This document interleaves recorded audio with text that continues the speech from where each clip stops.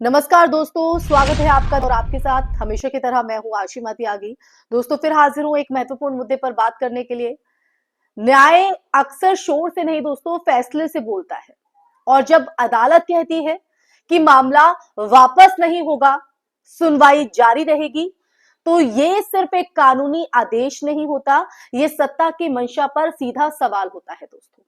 अखलाक हत्याकांड, इस हत्याकांड में कोर्ट का ताजा रुख यूपी सरकार के लिए एक बड़े झटके के तौर पर देखा जा रहा है, क्योंकि ये इस झटके के तौर पर देखा जा रहा है कि उस कोशिश को रोक देता है ये फैसला जिसमें राज्य कथित तौर पर मॉब लिंचिंग के आरोपियों को राहत दिलाने के लिए केस वापस लेना चाहता था।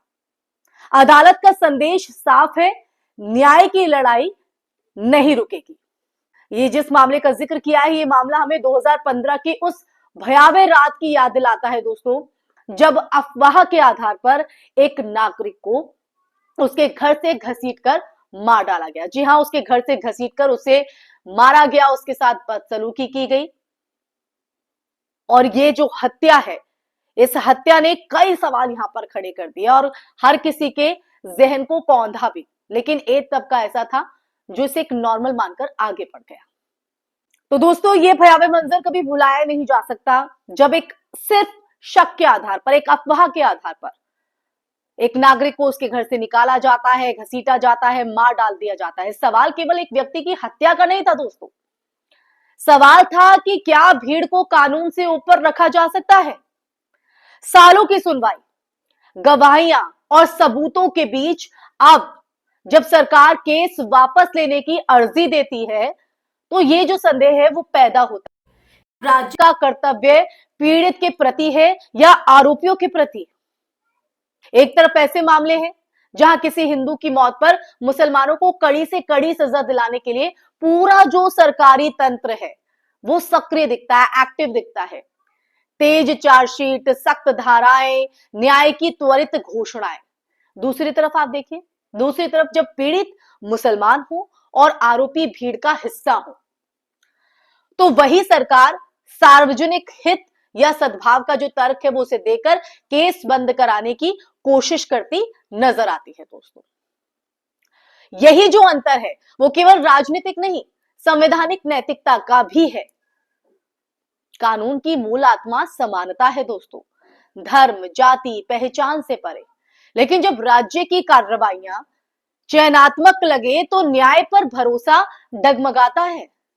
कोर्ट की तरफ से अर्जी खारिज करना इसी भरोसे को थोड़ी मजबूती देता है। ये याद दिलाता है कि अभियोजन का जो नियंत्रण है वो सरकार के पास हो सकता है, पर न्याय का अंतिम विवेक अदालत के पास है। जैसा कि अदालत ने इस मामले में कहा कि जो न्याय की लड़ाई है वो रुकेगी नहीं, जारी रहेगी। कानूनी और लोकतांत्रिक निहितार्थ भी आप इस मामले में समझिए। मॉब लिंचिंग केवल एक अपराध नहीं है, बल्कि कानून के राज पर सीधा हमला है। अगर राज्य खुद पीछे हटने लगे तो संदेश जाता है कि जो भीड़ का दबाव है वो काम करता है।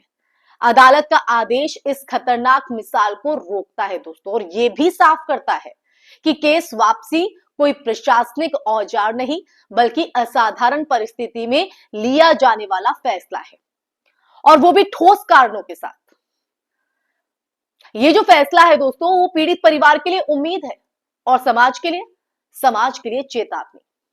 उम्मीद इसलिए कि न्याय जो प्रक्रिया है वो जीवित है, चेतावनी इसलिए कि सत्ता के दबाव में भी जो न्यायपालिका है वो अपनी भूमिका निभाएगी। और देखिए, लोकतंत्र की अगर बात करें तो लोकतंत्र में यही जो संतुलन होता है ना, जरूरी है। जहां सरकार नीति बनाए, पर कानून की व्याख्या और अनुपालन अदालत तय करे। इसीलिए तो होती है, ये काम अदालतों का ही तो होता है। मीडिया और सार्वजनिक विमर्श पर अब आते हैं। एक तरफ सवाल यह भी उठता है दोस्तों कि मीडिया का रवैया, क्या ऐसे मामलों में वही तीखापन दिखता है जो अन्य मामलों में दिखता है? चयनात्मक कवरेज, बहसों की दिशा और भाषा, ये सब मिलकर दोस्तों जनमत बनाते हैं। जनमत, जब अदालत तथ्य और कानून के आधार पर आगे बढ़ती है ना, तो जो मीडिया की जिम्मेदारी है वो मौन की नहीं, मीडिया की जिम्मेदारी है कि वो जो पूरी प्रक्रिया है, पूरा जो सच है, जो जनता को जागरूक करता है, वो सामने लाकर रखे। इसीलिए दोस्तों मैंने मीडिया की चुप्पी का जिक्र यहां पर किया।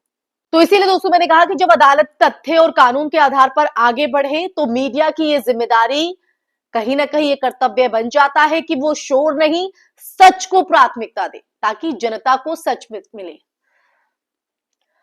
तो आज अदालत ने सिर्फ एक अर्जी खारिज नहीं की है, उसने याद दिलाया कि न्याय किसी धर्म का नहीं होता है, वो संविधान का होता है, उसी के तहत ही न्याय मिलता है।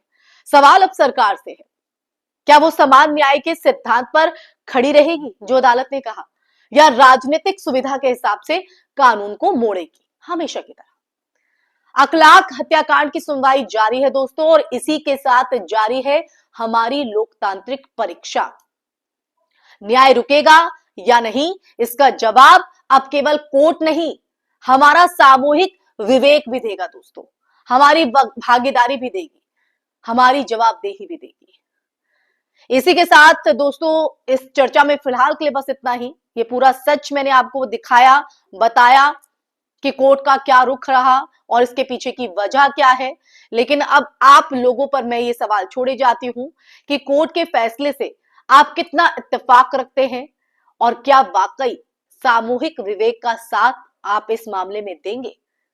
कमेंट सेक्शन में कमेंट करके ये चर्चा आपको कैसी लगी जरूर बताइएगा। साथ ही सवाल जो मैंने आप पर छोड़ा है इसका जवाब भी जरूर दीजिएगा दोस्तों। इस वीडियो को ज्यादा से ज्यादा शेयर कीजिएगा, हमारे चैनल को सब्सक्राइब कीजिएगा। इसी के साथ आप लोगों से इजाजत लेना चाहूंगी, फिर हाजिर होंगी ऐसे ही मुद्दे के साथ। तब तक के लिए अपना ख्याल रखिए। जय हिंद, जय भारत, नमस्कार।